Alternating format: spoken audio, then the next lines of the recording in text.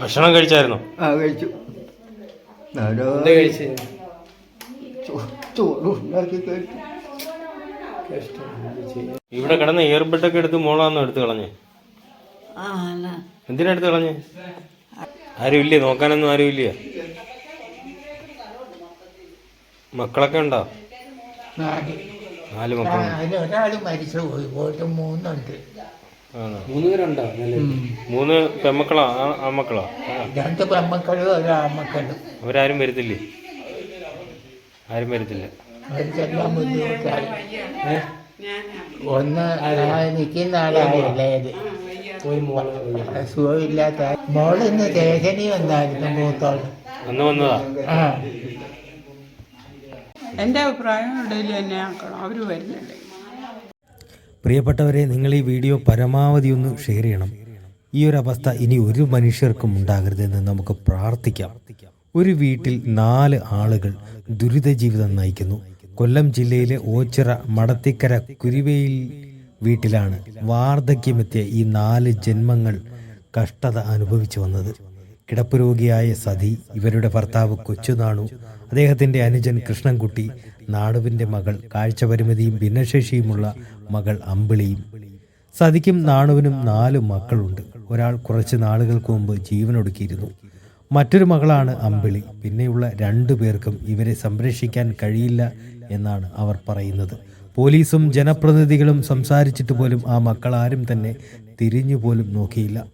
തങ്ങൾ ആരോഗ്യത്തോടെ ഇരുന്നപ്പോൾ തങ്ങളുടെ പണവും സമ്പാദ്യങ്ങളും എല്ലാം അവർക്ക് വേണമായിരുന്നു.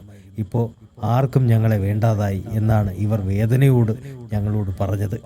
നാട്ടുകാരും ജനപ്രതിനിധികളും അറിയിച്ചതിനെ തുടർന്ന് ജീവകാരുണ്യ പ്രവർത്തകനായ ശക്തികുളങ്ങര ഗണേഷും സുഹൃത്തുക്കളും അവിടെ എത്തുകയും ഇവരുടെ അവസ്ഥ മനസ്സിലാക്കുകയും ഏതെങ്കിലും ഒരു വയോജന കേന്ദ്രത്തിൽ ഞങ്ങളെ ഒരുമിച്ച് ആക്കണേ എന്ന് മാത്രമായിരുന്നു ഇവർ പറഞ്ഞത്.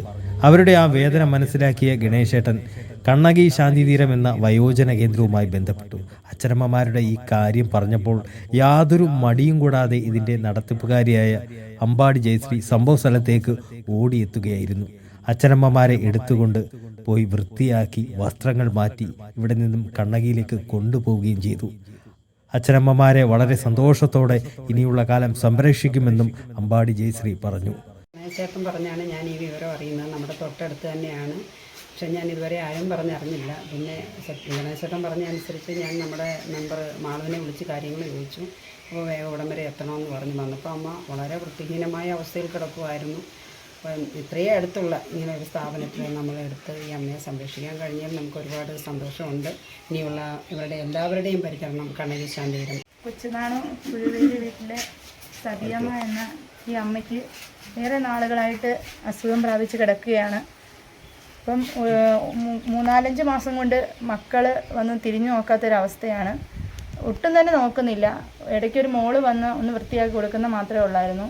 ഇപ്പം 2 മാസം കൊണ്ട് അവരും വരുന്നില്ല. ഈ ഇടയ്ക്ക് ഹെൽത്തുകാർ വന്ന് ക്ലീൻ ചെയ്യുകയാണ്. 10-15 ദിവസം കൂടി ഇരുന്നാണ് അന്ന് കുളിപ്പിച്ച് വൃത്തിയാക്കി ഹെൽത്തുകാർ വന്ന് ക്ലീൻ ചെയ്ത് ബാക്കി നാട്ടുകാരാണ് ഇവരെ സഹായിക്കുന്നത്. അപ്പോൾ ഇപ്പം തീരെ അവശയായിട്ടുള്ള അസുഖക്കാരിയായി മാറിയൊക്കെയാണ്. അപ്പം ഇവരെ ഭാവി ജീവിതത്തിൽ നമ്മൾ കണ്ണകി ഏൽപ്പിക്കുകയാണ്. ഇതുപോലെയുള്ള ആൾക്കാരെ ഏറ്റെടുത്ത് പരിപാലിച്ച് നോക്കുന്നതിന് വേണ്ടി കണ്ണകി ഏൽപ്പിക്കുകയാണ്. നമുക്കറിയാം ഈ ബാക്കിയുള്ള ഈ 3 പേരും അവരും തീരെ വയ്യാത്തവരാണ്. അമ്പിളി ഡിസബിലിറ്റിയുള്ള കുട്ടിയാണ്.